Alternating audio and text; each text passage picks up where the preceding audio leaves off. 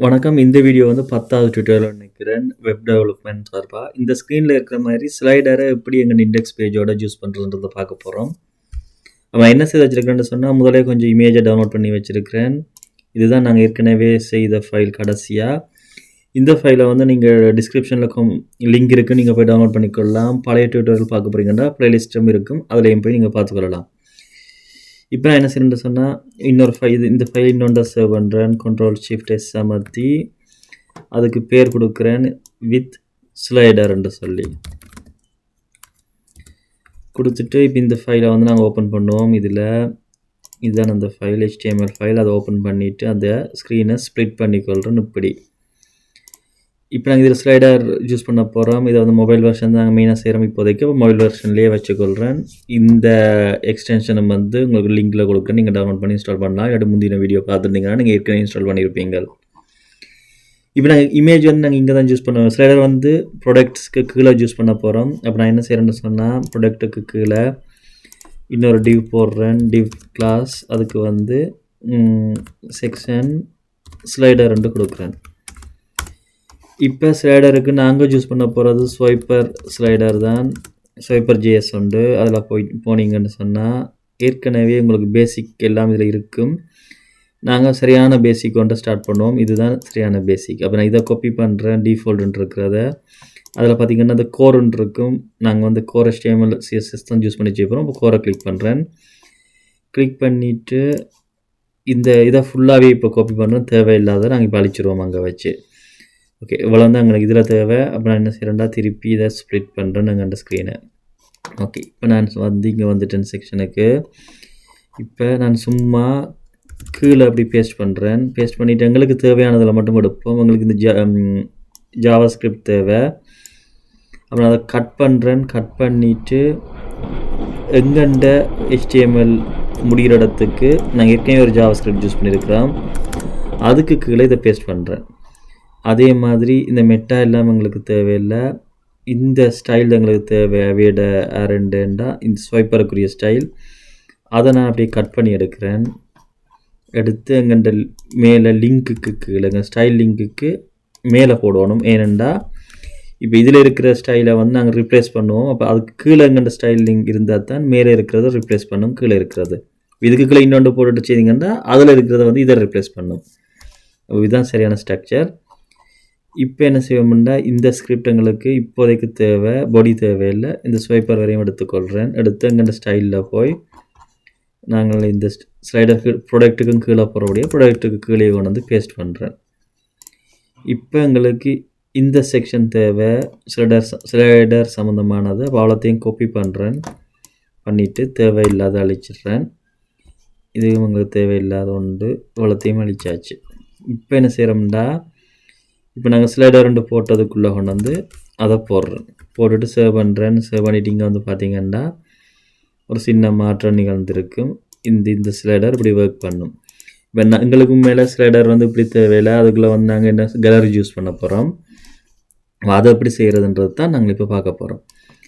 அப்போ என்ன செய்கிறேன்னு சொன்னால், எங்கள்கிட்ட இந்த ஸ்லைடர் 1 2 3 4 இருக்குது. இவ்வளோத்தையும் ரிமூவ் பண்ணுறேன். ஒன்றை மட்டும் விட்டுட்டு அப்போ இதுக்குள்ளே தான் நாங்கள் இமேஜ் யூஸ் பண்ண போகிறோம். டெக்ஸ்ட் வேணும்னாலும் யூஸ் பண்ணலாம். டெக்ஸ்ட்டும் யூஸ் பண்ணி காட்டுறேன்.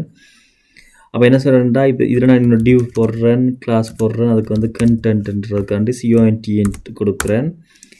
இதில் வந்து நாங்கள் டெக்ஸ்ட் எழுதலாம் வேணுமுண்டா. இப்போதைக்கு நான் எபோட்டில் போட்ட கொஞ்சம் டெக்ஸ்ட்டை எடுத்து காப்பி பண்ணி இங்கே பேஸ்ட் பண்ணுறேன் டெஸ்டிங்குக்கு. இதுலேயும் வந்து இதுக்கு வந்து பேராகிராஃப் டக் கொடுக்குறேன். அதே மாதிரி நாங்கள் வேறு டக்குகளும் இதில் கொடுக்கலாம். இப்போதைக்கு பேராகிராஃப், அதுக்குள்ளே வந்து H3யும் போடுவோம். போட்டுட்டு அதுக்கு ஒரு குட்டி டைட்டில் மாதிரி இதில் கொடுக்குறேன். ரிஃப்ரெஷ் பண்ணிங்கன்னா எங்களுக்கு ஒரு ஸ்லைட் மட்டும்தான் இருக்கும். அது இப்படி இருக்கும். அப்போ நாங்கள் இனி அடுத்தது என்ன செய்வோம்னு பார்ப்போம். இதை ஸ்லைட் பண்ணுறதுக்கு இன்னும் 2 3 ஸ்லைடர் போடுவோம். அதுக்கு முதல் நாங்கள் இதில் இமேஜை கோக்க போகிறோம். அப்போ இமேஜ் கோக்கிறதுக்கு நாங்கள் என்ன செய்வோம்னா, ஒவ்வொரு ஸ்லைட்லேயும் ஒவ்வொரு இமேஜ் இருக்க போகுது. அப்போ நாங்கள் இங்கே வந்து நான் இமேஜை கொடுத்து விட்டேன்னு சொன்னால் அது இந்த ஸ்லைடருக்கு மட்டும்தான் இருக்குது. நாங்களுக்கு ஒவ்வொன்றுக்கும் தேவை. அப்போ நான் அதை என்ன செய்கிறேன்னு சொன்னால் எவோட்டஸ் இதை அழிச்சு விடுவோம். இதெல்லாம் டிரெக்டாக போடுறேன். அப்போ ஸ்டைல் பேக்ரவுண்ட் இமேஜ்ன்ட்டு கொடுத்துட்டு URL கொடுக்குறேன். இப்போ இமேஜ்ன்ற ஃபோல்டரில் நான் ஏற்கனவே ரீநேம் பண்ணி வச்சுருந்தேன் நான் ஸ்லைட் 1 ஜேபிஜின்னு. நீங்கள் அது என்ன பேரும் இருக்கலன்னா ஈஸியாக இருக்கிறக்காண்டி அப்படி சேவ் பண்ணி வச்சுருந்தேன் நான். இப்போ நான் சேவ் பண்ணிட்டேன். இப்போ வந்து பார்த்தீங்கன்னா இங்கே ஒரு சின்ன மாற்றம் நிகழ்ந்திருக்கும். அது என்னன்றது உங்களுக்கு அடுத்தடுத்து தான் பார்ப்போம். இப்போ நாங்கள் இது ஸ்டைல் பண்ணுவோம். இதை ரைட் கிளிக் பண்ணி இன்ஸ்பெக்ட் எலிமெண்ட்டுக்கு போகிறேன். போயிட்டு இதில் வச்சு செய்து காட்டுறேன். இப்போ எங்கள்கிட்ட ஸ்வைப்பர் இருக்குது, ஸ்வைப்பர் ஸ்லைடர் இருக்குது. இதுக்கு தான் ஸ்டைல் கொடுக்க போகிறோம். அப்போ நான் ஏற்கனவே இதில் கொஞ்சம் ஸ்டைல் இருக்குது. அது எங்கேண்டா இங்கே இருக்கிற ஸ்டைல், இந்த ஸ்டைல் தான். அதை விட கொஞ்சம் ஸ்டைல் இருக்குது. இது வந்து நாங்கள் ஏற்கனவே மேலே ஒன்று போட்டு நாங்கள் எங்கள்கிட்ட இதில் அந்த ஸ்டைல் தான் இங்கே காட்டுது. ஓகே, நாங்கள் அப்போ இப்போ ரிப்ளேஸ் பண்ணுவோம். இதை கிளிக் பண்ணிவிட்டு இதை கிளிக் பண்ணால் காட்டும். இதில் நாங்கள் ஸ்லைடரை மட்டும் செலக்ட் பண்ணிவிட்டு ஸ்வைப்பர் ஸ்லைடர் இதுக்கு வந்து பேடிங் கொடுக்குறோம். ஒரு REM 2 REM கொடுக்குறேன். இப்போதைக்கு அது அப்படியே இருக்கட்டும். பேடிங் தேவையான பேடிங் நாங்கள் உள்ளுக்கு கொடுப்போம். எதுக்குன்ட்டு சொன்னால் அந்த கண்டென்ட்டு போட்டு அந்த CONTன்ட்டு அதுக்கு வந்து பேடிங் ஒரு REM கொடுக்குறேன். இப்போ அந்த ஸ்லைடருக்கு என்ன செய்ய போகிறோன்னு சொன்னால் அதுக்கு பேக்ரவுண்டில் இருக்கிற அந்த இதுகளை மாற்றுவோம். பேக்ரவுண்ட், பொசிஷன், சென்டர், பேக்ரவுண்ட், வேறு என்ன கொடுக்கலாம்? பேக்ரவுண்ட் வந்து சைஸ் கொடுக்கலாம். பேக்ரவுண்ட் சைஸ் கொடுக்கணும். அதுக்கு வந்து நான் கவர் கொடுக்குறேன். கொடுத்துட்டு இப்போ இந்த ஹைட்டை கொஞ்சம் கொடுப்போம். ஹைட் வந்து 400 பிக்சல் கொடுக்குறேன். கொடுத்தோம்னா எங்களுக்கு இப்படி உயரமாக வரும். வேறு இதில் ஒன்றும் இப்போதைக்கு போர்டர் ரேடியஸ் கொடுக்கல. நாங்கள் வளமையாக கொடுக்குறோம். நாங்கள் 5 பிக்சல் கொடுக்குறேன், இல்லாட்டி 10 கொடுக்குறேன். கொடுத்துட்டு இப்போ இதை வளர்த்தையும் காப்பி பண்ணுறேன். காப்பி பண்ணி இந்த டிஸ்பிளே ஃப்ளெக்ஸ் எல்லாம் அழிச்சிட்டு இதை பேஸ்ட் பண்ணுறேன். தேவைப்பட்டால் நாங்கள் திருப்பி கொடுப்போம். இப்போ பார்த்தீங்கன்னா ஓகே, எங்களுக்கு டிஸ்பிளே ஃப்ளெக்ஸ் தேவைப்படுது. அப்புறம் ரைட் கிளிக் பண்ணி திருப்பி அந்த ஸ்லைடருக்கு போயிட்டு இது மெட்டதில் விட்டுட்டு நாங்கள் செய்ததுக்கு வருவோம். டிஸ்பிளே ஃப்ளெக்ஸ் அதை வந்து சென்டர் பண்ணிக்கொள்கிறேன். வித்தும் வந்து 100% கொடுக்குறேன். அதே மாதிரி எங்கள்கிட்ட இதுக்கு டெக்ஸ்ட் லைன் சென்டர் கொடுக்குறேன். இதுக்கு டெக்ஸ்ட் லைன் சென்டர் கொடுத்துட்டு அதை காப்பி பண்ணி இங்கே பேஸ்ட் பண்ணுறேன். ஏற்கனவே நான் இதை மிஸ் பண்ணிட்டேன்னு பேஸ்ட் பண்ணாமல் அதை பேஸ்ட் பண்ணுவோம். அதுக்கு முதல் இந்த வித் தேவையில்லை அதை அடித்து விடுறேன். இதில் பார்த்தீங்கன்னா இதை வந்து நான் சென்டர் ஒன்று கொடுக்காம பொட்டம் ஒன்று கொடுக்குறேன். அப்போ தான் எங்களுக்கு யூஸ் பண்ணுறது ஓகேவாக இருக்கும்னு நினைக்கிறேன். இந்த கீழே வந்து நிற்கும். இப்போ நான் பேக்ரவுண்ட் ஒன்று கொடுக்குறேன். ரெட் அதுக்கு பேக்ரவுண்ட் வந்து கண்டென்ட்டுக்கு தான் கொடுக்கணும், இதுக்கு கொடுக்கக்கூடாது. அப்புறம் இதை அப்படி காப்பி பண்ணி திருப்பி இங்கே பேஸ்ட் பண்ணுறேன். இப்போ இந்த கண்டென்ட்டுக்கு சொன்ன மாதிரி இதில் பேக்ரவுண்ட் கொடுப்போம். ரெட் கொடுக்குறேன். இதுக்கு பேக்ரவுண்ட் வந்து நாங்கள் ஏற்கனவே பார்த்துருந்த நாங்கள் கிரேடியன்ட் கலர் கொடுக்குறது இந்த இடத்துல நாங்கள் கொடுத்துருந்தோம். அந்த டெக்னிக்கை யூஸ் பண்ணுவோம். அதை காப்பி பண்ணுற போகிறேன். ரைட் கிளிக் பண்ணி இன்ஸ்பெக்ட் எலிமெண்ட்டில் போயிட்டு இதை அப்படியே காப்பி பண்ணி இப்போ இந்த இடத்துக்கு திருப்பி வரேன். வந்து இதை கிளிக் பண்ணிவிட்டு இங்கே பேஸ்ட் பண்ணுறேன். ரெட்டுக்கு பதிலாக நாங்கள் பிளாக் கொடுக்குறோம். கொடுத்தா அப்படி வரும். இதுக்கு வந்து ஒரு கலர் கொடுப்போம், ஒயிட் கொடுத்தா எங்களுக்கு இந்த எஃபெக்ட் வரும். அப்போ இதை அப்படியே திருப்பி காப்பி பண்ணுறேன். காப்பி பண்ணி இங்கே பேஸ்ட் பண்ணுறேன். கண்டென்ட்டுக்குள்ளே பேஸ்ட் பண்ணுறேன். கண்டென்ட்டை ரிப்ளேஸ் பண்ணுறேன். பண்ணிவிட்டு இப்போ ரிஃப்ரெஷ் பண்ணண்டா இந்த செக்ஷன் வரும். இப்படி ஒன்று வரும். அப்போ இதை நாங்கள் இனி அடுத்தடுத்த இமேஜில் அப்படி போகிறோண்டு பார்ப்போம். அப்போ என்ன செய்கிறேன்டா ஒன்று நாங்கள் ஏற்கனவே செய்துட்டோம் இந்த ஸ்லைடை. அப்புறம் அதை எப்படி செய்கிறேன்டா அதை க்ளோஸ் பண்ணிக்கொள்கிறேன். க்ளோஸ் பண்ணிவிட்டு காப்பி பண்ணி நான் மொத்தமாக 4 முறை பேஸ்ட் பண்ணியிருக்கிறேன். அப்புறம் 4 இமேஜ் நான் ரீநேம் பண்ணி வச்சுருந்தேன். அதை அப்படியே இங்கே மாற்றுறேன். 1 2 3 4 முதலாவது இங்கே இருக்குது. இப்போ நான் ரிஃப்ரெஷ் பண்ணினேன்னு சொன்னால் உங்களுக்கு அந்த அனிமேஷனை ஸ்லைடை அப்படி மூவ் ஆக்குறத பார்க்கக்கூடியதாக இருக்கும். ஓகே, இப்போ பார்த்தீங்கன்னா மேலே வந்து இது மாறி இருக்கும், அந்த ரெடியூஸ் இருக்கும், கீழே இல்லை. அப்போ அதை என்னத்துக்குன்னு சொன்னால் இதில் நாங்கள் என்ன செய்யணும்னா இந்த இடத்துல இது 9 எடுத்துருக்குன்னு அது 10, அது வேறு விஷயம்.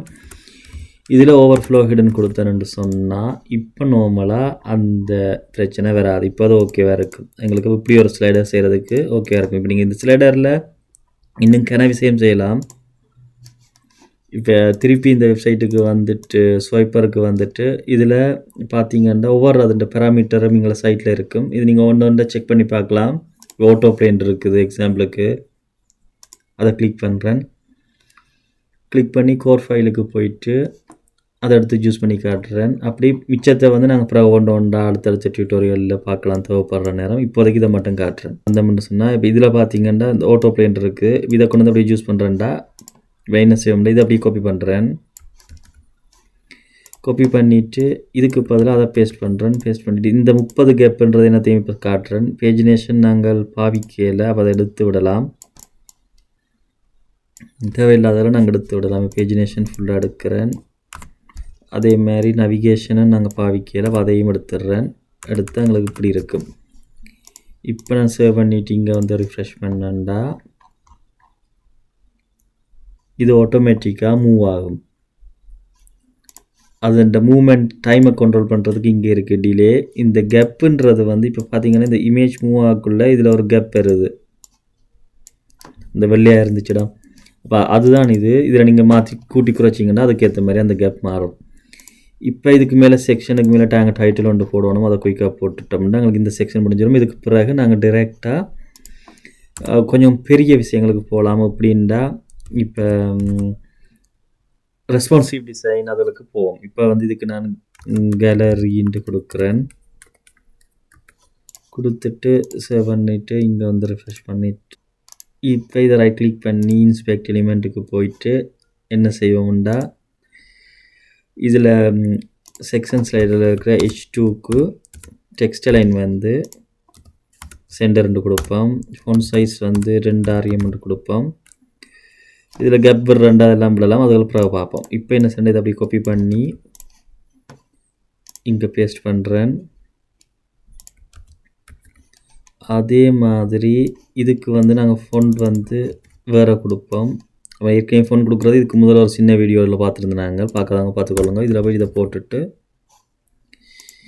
இப்போ இங்கே வந்து நான் ரிஃப்ரெஷ் பண்ணினேன்டா இப்படி ஃபோனில் மாறி இருக்கும்.